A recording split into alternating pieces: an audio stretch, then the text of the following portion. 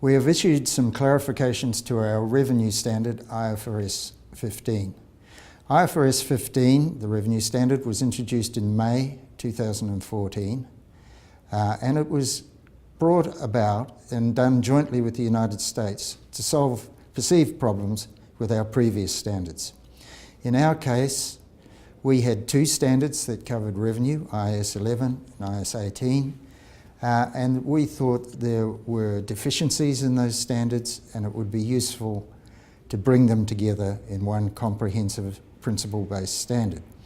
The United States, on the other hand, had a multiple number of standards covering revenue, quite rules-based, and they too thought it was worthwhile to bring them together under one standard with us, with the ultimate goal being that revenue will be reported consistently around the world, regardless of the standards that you are following. The clarifications, what are they? And we should emphasise these are just clarifications, not basic changes to the standard. The basics of the standard and the principles of the standard remain the same. Three major areas where we provided clarifications. One was in defining performance obligations. The second one was to do with principal and agent, whether you're a principal and agent, which is reflected in how you report revenue, whether you're one or the other. And the third one was to do with licensing and whether you should take up revenue at a point in time or over a period of time. We also did some relief on transition to allow our constituents to transition from the old standards to the new standards more easily. So why have we done these clarifications? Well, there's a little bit of history to this. When we'd finished the standard, with our American colleagues, we decided to form a transition resource group. Now, this is the first time we have had a transition resource group.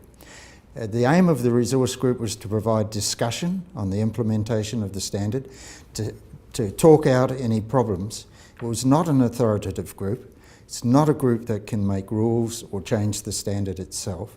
It was a discussion group where matters could be brought forward. It's been very successful in that regard, and a large number of matters were discussed. There were three that we thought were worthy of making clarifications to the standard. And these are the three that have been brought forward, along with some transition relief. And so that's the process that was followed, and that's the reason that the clarifications have been made. We have decided not to schedule any further meetings of our transition resource group in the meantime. This is different from the United States, who have decided they will schedule new meetings for their transition resource group. Now, we are going to continue to monitor the standard and the implementation issues that arise. We are not ignoring the situation and just walking away.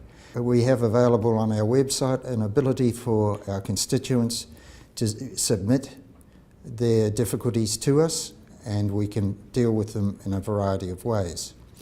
We will be observing the US part of the transition resource group when they meet, and we'll be very conscious of any issues that arise, and we'll be taking them into account. While we haven't scheduled meetings for the TRG, we have not disbanded it. It still stands in place, and if necessary, it can be recalled to discuss matters. Our emphasis, though, is on stability at this stage. We feel that our constituents really need now to get on with implementation, and they need a stable platform to achieve that.